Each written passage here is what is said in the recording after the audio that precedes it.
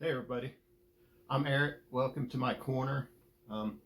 Today I'm going to talk about this guitar. I haven't really done a video on this one. People ask about it every now and then. I wouldn't say a lot, but I get asked about it every now and then. This is a Squier Telecaster, and as you can see, it's been pretty heavily modified, as you can see. So this thing was originally cream colored, kind of like a blonde. It wasn't really. It was almost like a, what do they call that? Like a, not butterscotch. It wasn't even that type of like a lot of the classic Telecasters. It wasn't like that. It was just pretty much like a straight up cream color. But I sanded all that. This thing, I bought this in about 1998 or so. So it's about 25 years old. And it's been all sanded off. I sanded the Squier logo. I think it said like, I don't know if it was Affinity or whatever they had at the time.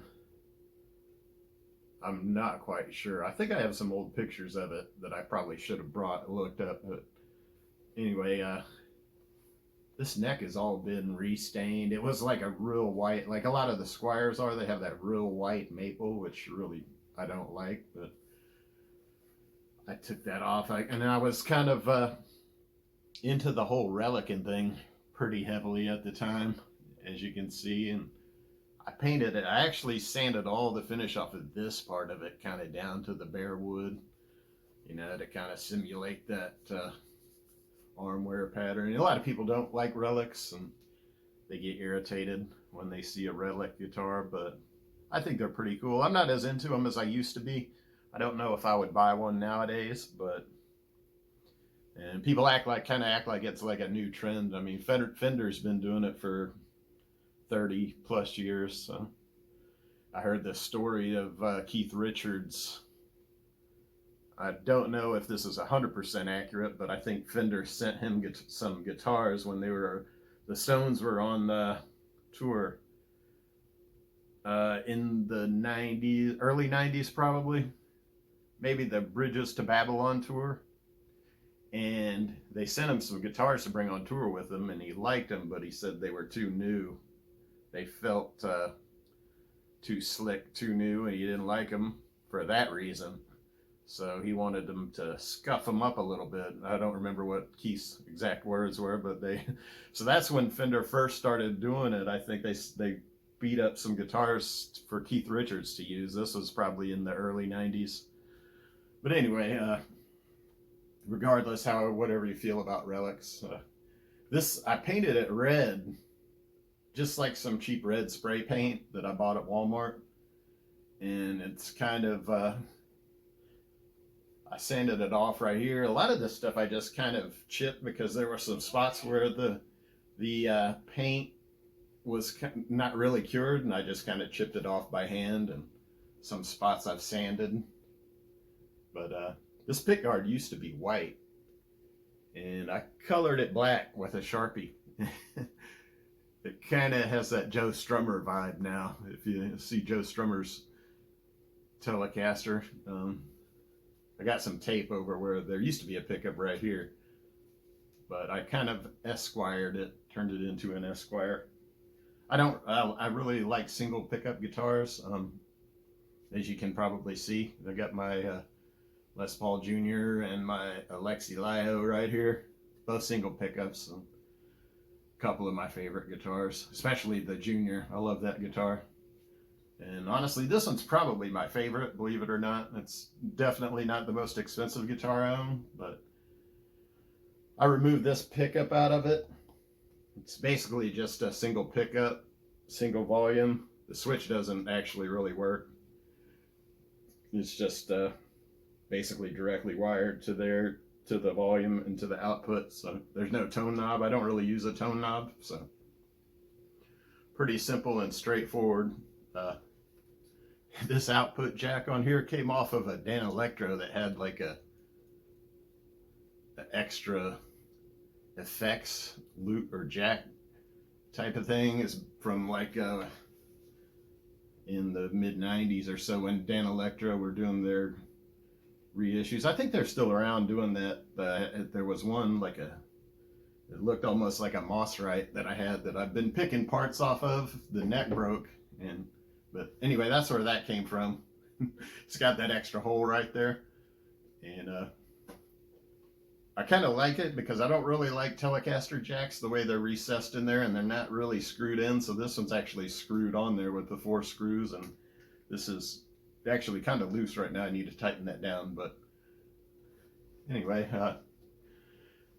oh, some other things. I've got this wing net that I use for a string tree. I came up with that myself. I lost a string tree off of it. There were 2 string trees on this thing, and I took this one off because I don't like having it on the G and D strings. So I like to do like the bends behind the nut, like that kind of thing. And then this one came off. I remember one day it just popped off.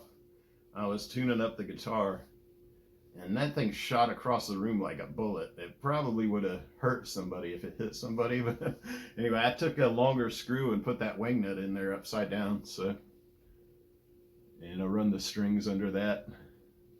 It's probably not the greatest design, but it works. So that's, see what else we got. This is, it's got the Michael Jackson on the back. There was a Metallica stencil here. It's kind of covered up with these Van stickers I put on there. I didn't really do that intentionally, but there's a big chunk out of it right here too. It fell off of a hanger at my old place I used to live, I think. Did that, and there was also a chunk taken out right here in that same fall, I think. So this one has kind of a different bridge. Squier did these for a few years. I actually kind of I don't like the way the traditional Fender bridges have the metal running around the sides. I like it like this. It just makes it easier to palm mute, and it just feels more comfortable to me. It's got these little barrow. These are just cheap. I thought about replacing these with brass saddles at some point, but I never did. These work fine. Guitar sounds good to me.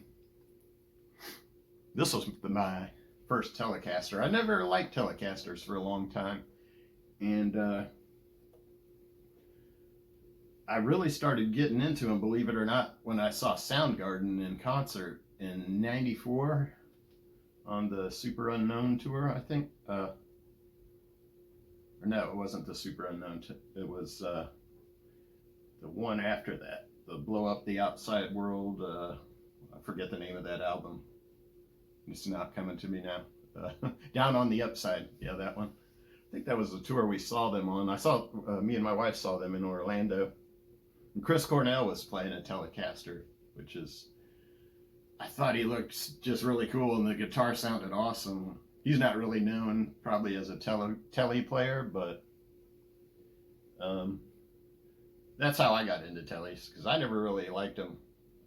I was always a big Strat guy, and it's kind of totally changed. I don't really like Strats much anymore. I really like Telecasters, and it's mostly due to Chris Cornell.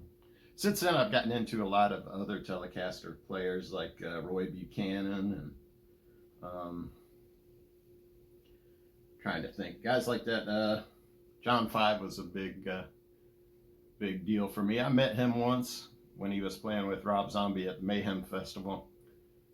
But now Telecasters are pretty much my favorite guitar. I think Les Paul Juniors are a close second. So anyway, that's just kind of the story of this guitar. And I have another Squier Telecaster that's the kind of the classic butterscotch blonde, blackguard, maple neck. It's a Squier too, but pretty good guitar. This knob on it here actually came off of an Epiphone. My Epiphone SG, which I bought new Gibson gold knobs to put on there, which I thought looked cool. And I think this one looked kind of cool on here. This guitar obviously isn't really for looks. I just think it sounds great. It looks cool to me, but people don't really look at it and go, wow, what a pretty guitar. But anyway, I think that's about all there is to say about this, really. It's got the skunk stripe on the back, the one-piece maple neck, the skunk stripe. That's where, for those of you that don't know, they route that out and then install the truss rod, and then they put that in there. It's probably like walnut, or probably walnut, I think they usually use for that. But anyway, that's the story of this guitar. In case you guys are wondering, I've done a few videos where I play this. I do a lot of shorts, and I use this one for most, not, I wouldn't even say most, for a lot of my shorts. I really like the way this pickup sounds through my PV on the metal settings. It's got really a really punchy, aggressive sound to it. So I just wanted to do a video on this guitar anyway, because I haven't really, I've done one on most of my guitars. I've done a review, or at least talking about them, and I haven't done this one yet. So anyway, that's the story of this one. If you have any questions about it, leave them in the comments below, and I will definitely answer them for you. So that's it. That's my 98-ish Squier Telecaster. Thanks for watching.